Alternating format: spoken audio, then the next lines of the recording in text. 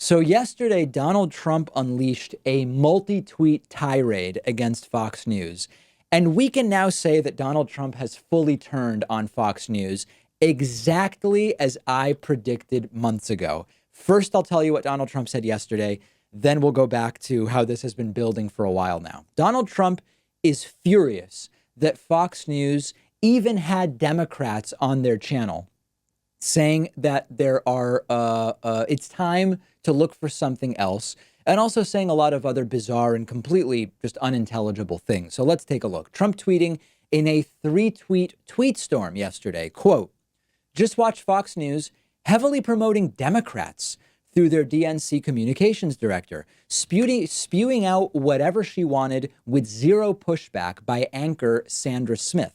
Terrible, considering that Fox couldn't even land a debate. The Dems give them nothing. CNN and MSNBC are all in for the open border socialists or beyond. Fox hires Give Hillary the Questions Donna Brazile, Juan Williams and low ratings Shep Smith. Hopeless and clueless. They should all go the way that they should go all the way left. And I will still find a way to win. That's what I do. Win. Too bad. I don't want to win for myself. I only want to win for the people. The new Fox News is letting millions of great people down. We have to start looking for a news outlet. Fox isn't working for us anymore." So this has been building for a while. I've been talking about this, but before I even get to that, it's so it seems patronizing. The language that Donald Trump is using when he tries to explain to people on Twitter that he wants to win for them and that it's all for them. For most people who have sort of like an understanding of the real world, it's the most patronizing and childish way or demeaning way for a 73-year-old president to be speaking to the country. But clearly, this is language that actually does resonate with people. People actually see Trump speak to them in this way via Twitter or speeches or wherever else. And it seems sincere to them and it seems genuine. And that's just a problem, I think, that is a bigger picture issue than Trump even. But let's put that aside for a second. This anti-Fox stuff has slowly been building for the last several months. I've been telling you about it. There's no fixed relationship that's set in stone between Donald Trump and Fox News. You might remember, if we think back to the beginning of the 2016 primary, Fox News was not behind Donald Trump at the beginning of the 2016 Republican primary. They didn't take him seriously. They didn't think he could win. They didn't support him. Trump had some pretty public fights, including with Megyn Kelly and others on Fox News. And Fox News was quite opposed to Donald Trump, and very publicly so. And eventually, I guess Trump, I'm going from memory, Trump sort of reconvened and made up with Megyn Kelly. And eventually Fox News sort of came around to Donald Trump and has been, quite frankly, a pretty effective mouthpiece for Trump for a long time. Trump co-opting numerous Fox News hosts, Jeanine Pirro, Tucker Carlson, Sean Hannity, developing personal relationships with these people, Maria Bartiromo on Fox Business, another example. And it's been a pretty good propaganda mouthpiece for Donald Trump for a while now. But over the last year and a half, sort of every once in a while, a little more over the last year, a little more over the last 6 months. Every once in a while, Shep Smith or Chris Wallace or someone would say something uncontroversially true about Donald Trump that contradicted what Donald Trump had said, or the weekend anchors might do coverage that Donald Trump doesn't like or whatever. And slowly but surely, Donald Trump has been more and more angry with Fox News because even Fox can't keep up the line 100% of the time. That's the truth. They can't placate Trump all the time when all Donald Trump does is lie.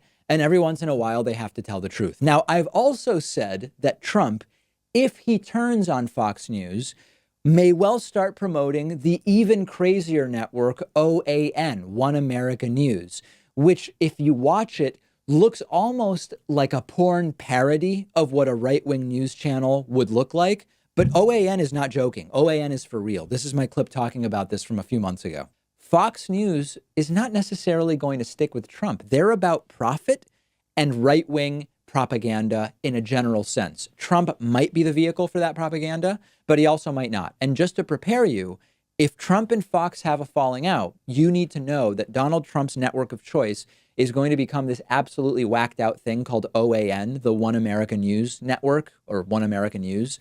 Check it out online, but not with kids in the room and not close to meal times, because it is truly, it'll turn your stomach.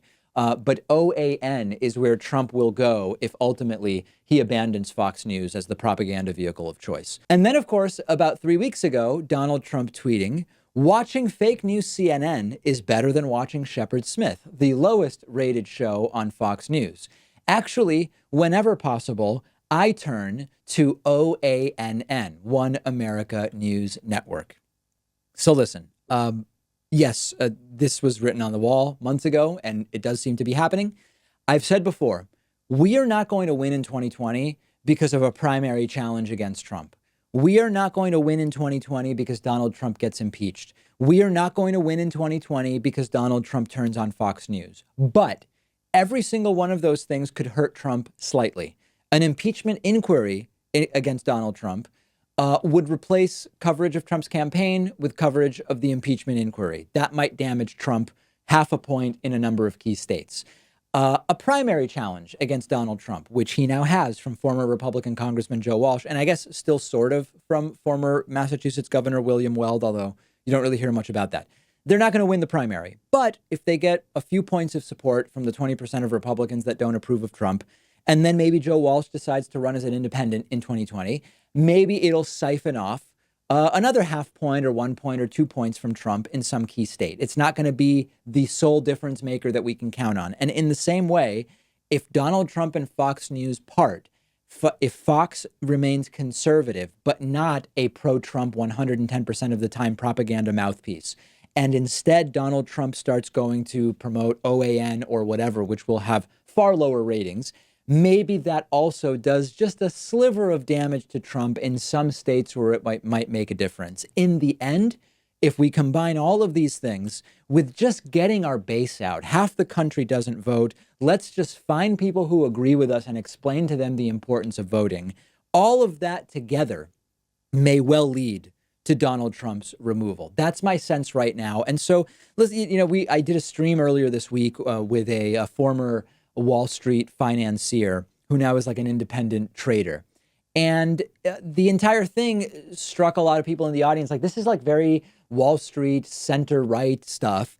And I've been arguing for a long time. We can simultaneously identify the problems with the system, but also use the tools that the system provides in the best way we can to our advantage. And this is why I think that even though there are so many structural inequalities and problems with our financial system, I still think it's important to be informed about savings accounts, CDs, mutual funds, basic retirement planning and budgeting and all of this stuff, because these are tools that we can use to our advantage. In the exact same way, we need to think of the tools that we have that we can use to our advantage in 2020. I hate the status quo of campaign finance, but it is the status quo right now, and campaign advertising is something that can be effective, so Democrats should do it. The nicknames and branding that Donald Trump has so successfully used. It's childish and it's stupid, but it's not violence, and it is effective if you read the work of George Lakoff. So Democrats should take advantage and try to brand candidates, including Donald Trump, in a similar fashion to how Donald Trump has branded Democrats. And in the exact same way, Trump's primary challengers, all of these different things we're talking about, Trump splitting with Fox News, these can all be little tools that we can try to foment a little bit just to try to gain that advantage, because in the end, it all can contribute to ultimately removing Donald Trump. Make sure that you follow me on Instagram at david.pakman. We will take a quick break and be right back after this.